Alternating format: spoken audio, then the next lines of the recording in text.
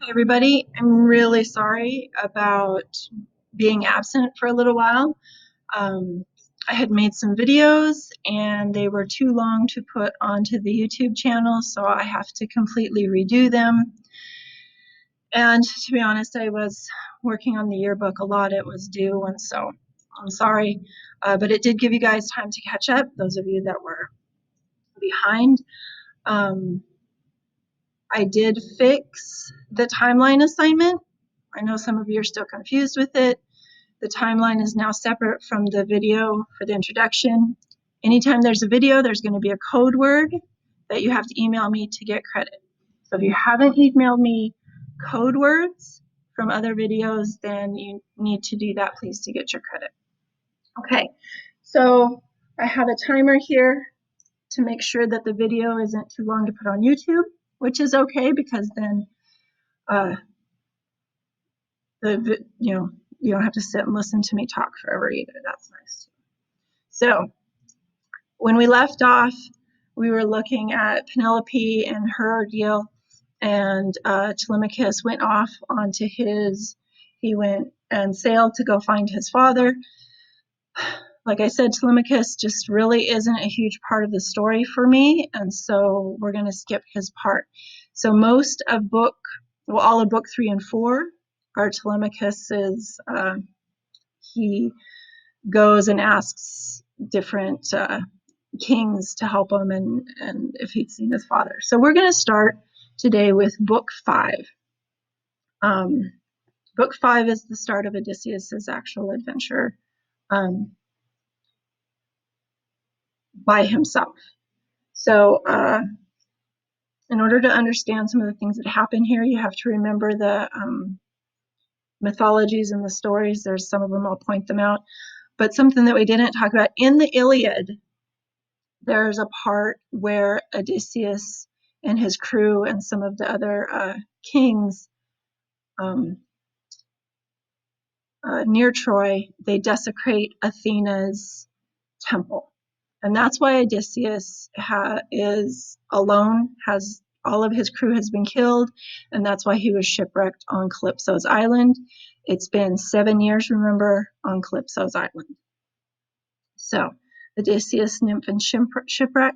Nymph, of course, is Calypso. You'll understand the shipwreck probably in the next video. So we're going to start here on Mount Olympus in the Council of the Gods. As Dawn rose up from bed by her lordly mate, Tithonius, bringing light to immortal gods and mortal men, the gods sat down in council, circling Zeus, the Thunder King, whose power rules the world.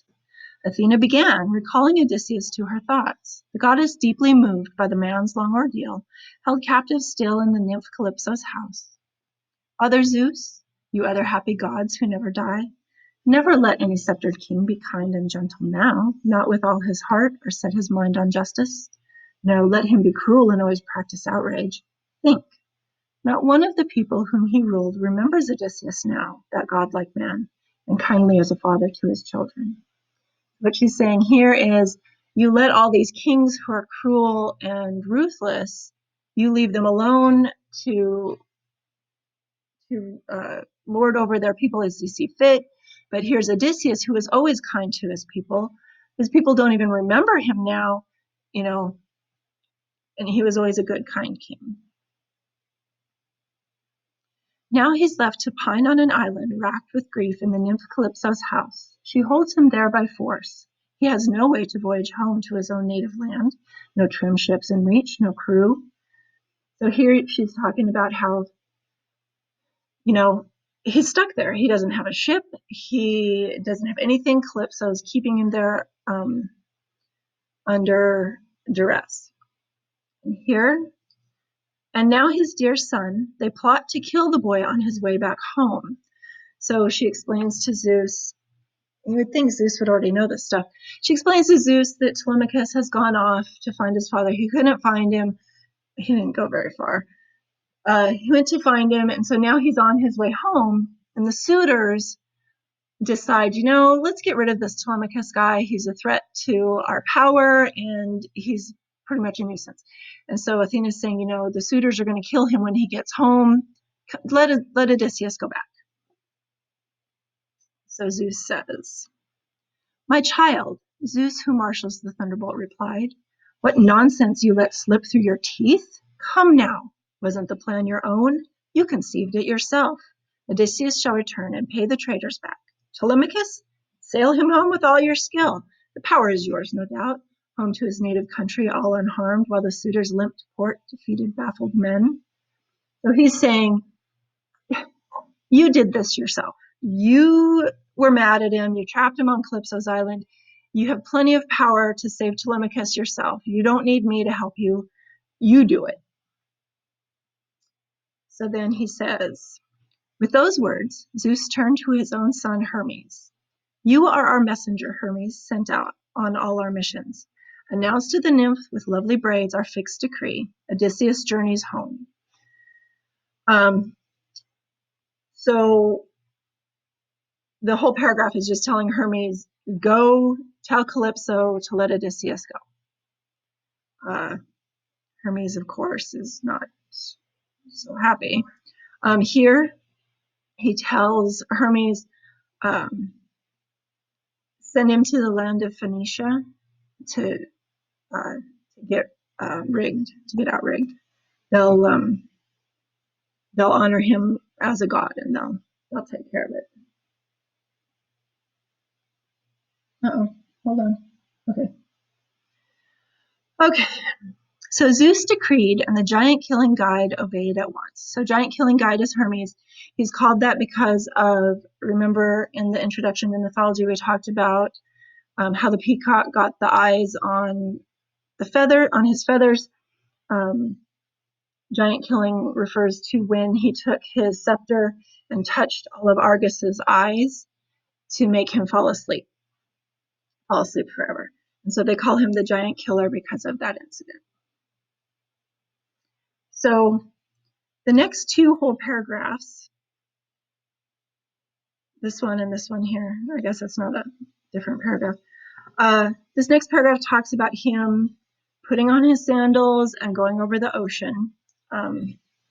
It's supposed to make you feel like it was he had to go for a long time because it's really far away in the middle of nowhere, which he complains about later.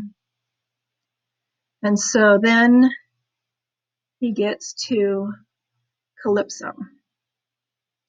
A great fire blazed on the hearth, and the smell of cedar cleanly split and sweetwood burning bright wafted a cloud of fragrance down the island.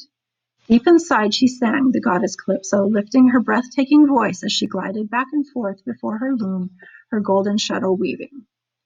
So she's there in her cave, relaxing, weaving, it's wonderful.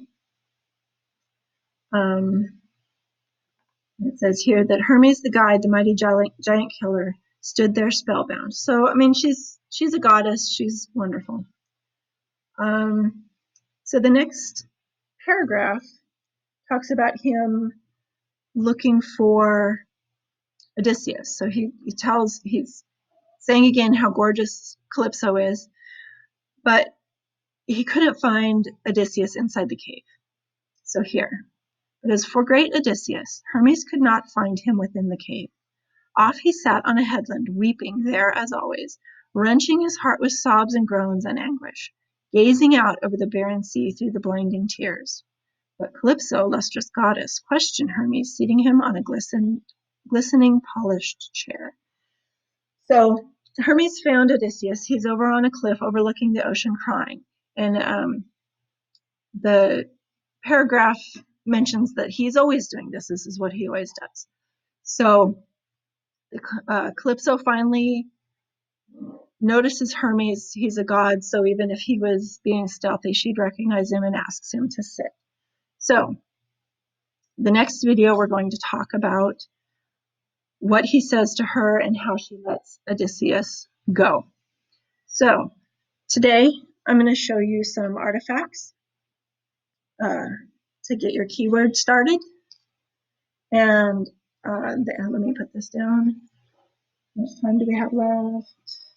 Okay, so these are probably arrowheads. They're too small to be spearheads, but they are really heavy, and so I'd have to go look. I do have the provenance, the documentation on these, and so I could go look them up there in the lockbox. But these are Greek, probably arrowheads.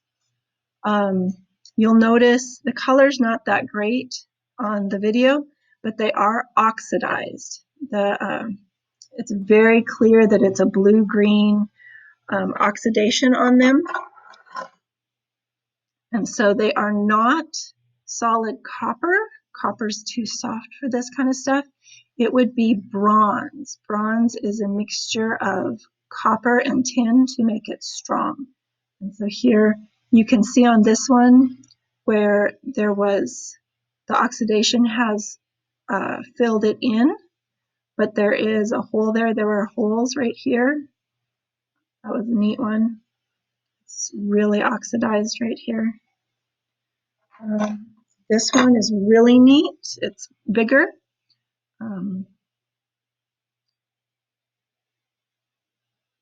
They're all bent up so you can tell that they had been used.